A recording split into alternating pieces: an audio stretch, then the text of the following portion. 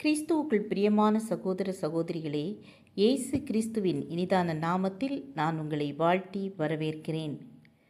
இன்றைய தினம் உங்களுக்காக கொடுக்கப்பட்ட வேத வசனம் யாத்ராகமம் 18ஆம் அதிகாரம் 21ஆம் வசனம். ஜனங்கள் எல்லாருக்குள்ளும் தேவனுக்கு பயந்தவர்களும் உண்மை உள்ளவர்களும் பொருளாசையை வெறுக்கிறவர்களுமான திறமையுள்ள மனிதரை தெரிந்து கொண்டு அவர்களை 1000 பேருக்கு அதிபதிகளாகவும் 100 பேருக்கு அதிபதிகளாகவும் 50 பேருக்கு அதிபதிகளாகவும் 10 பேருக்கு அதிபதிகளாகவும் ஏற்படுத்தும்.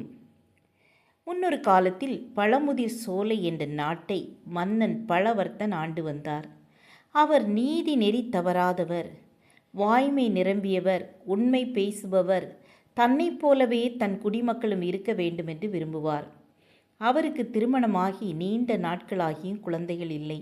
தனக்கு பின் தன் நாட்டை ஆளத்தக்க வாரிசுகள் இல்லாததால் தன் நாட்டு மக்களில் நீதியும் நேர்மையும் தவறாத உண்மையான ஒரு இளைஞனை கண்டுபிடித்து அவனை மன்னனாக்க வேண்டும் என்று விரும்பினார்.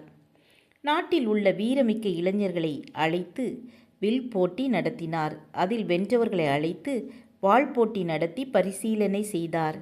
அதன்பின் வாய்மொழி கேள்விகள், சமயோஜிதமான கேள்விகள் என்று இராணுவத்துக்கு ஆள் எடுப்பதைப் போன்று அவர்களை சோதித்தார். கடைசியாக 10 இளைஞர்கள் தேறினர். அவர்களை மன்னன் அழைத்து அவர்களிடம் தனித்தனியாக ஒரு செடியின் விதையை கொடுத்தார். இந்த விதையை ஒரு தொட்டியில் போட்டு வைத்து கவனமுடன் கண்காணித்து 6 மாதம் சென்ற பிறகு வளர்த்த செடியுடன் என் முன் வரவேண்டும். இதுதான் நான் உங்களுக்கு வைக்கக்கூடிய இறுதிக்கட்ட சோதனை என்றார். 10 பேரும் அதனை வாங்கி கொண்டனர். அதில் சாந்தனு என்ற வாலிபன் ஒருவனும் இருந்தான். எல்லாரும் மன்னர் சொன்னபடி அந்த விதையை தொட்டியில் போட்டு சிறந்த உரங்களையும் எருவையும் இட்டு வளர்க்க ஆரம்பித்தனர். சாந்தனு அப்படியே செய்தான். ஆனால் என்ன காரணத்தினாலோ அவனது விதை முளைத்து செடியாகவில்லை. மற்றவர்களின் வீட்டுக்கு போய் அவர்கள் செடி வளர்ந்திருக்கிறதா என்று அவன் கண்காணித்தான்.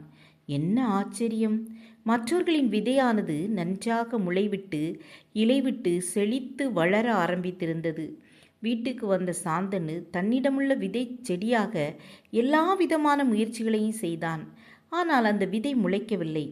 6 மாதம் சென்றன. வெற்றி பெருமிதத்துடன் மீதியுள்ள 9 பேரும் தங்கள் கையில் தொட்டியை ஏந்தி வந்தனர். அதில் 2 அடி நீளத்துக்கு செடி வளர்ந்திருந்தது. மன்னர் எல்லாருடைய தொட்டியையும் பார்த்து கொண்டே வந்தார். சாந்தனுவிடம் வந்ததும் அவன் காலி தொட்டியுடன் நிற்பதை கண்டவுடன் மன்னர் முகம் மாறியது. நடுநடுங்கி போனான் சாந்தனு. அவனையே உற்று பார்த்த மன்னர் அவனிடம் அதிகாரமாக கேட்டார், உன்னுடைய பெயர் என்ன? என் பெயர் சாந்தனு அரசே. தயவு செய்து என்னை மன்னிக்க வேண்டும். நான் 6 மாத காலமாக இந்த விதையை செடியாக்க எவ்வளவோ பாடுபட்டேன். ஆனால் உண்மையிலேயே என்னால் அதை செடியாக்க முடியவில்லை. என்னை நம்புங்கள் அரசே என்று மண்டியிட்டு கதறினான். எதிர்கால மன்னனை தேர்ந்தெடுக்கவே இப்போட்டிகளை வைத்தேன். அதில் வென்றவனாக இந்த சாந்தனுவை அறிவிக்கிறேன். இவன்தான் எதிர்கால மன்னன் என்றார். ஆம், எனக்கு அன்பானவர்களே, நாம் எல்லா காரியங்களிலும் உண்மையுள்ளவர்களாக இருக்க வேண்டும். இதையே தேவன் பெரிதும் விரும்புகிறார். உண்மையில்லாதவர் கையில் பொறுப்புமிக்க எதை கொடுத்தாலும் அதை செய்ய மாட்டார்கள். அதில் ஏமாற்றுதல், பொய் சொல்லுதல்,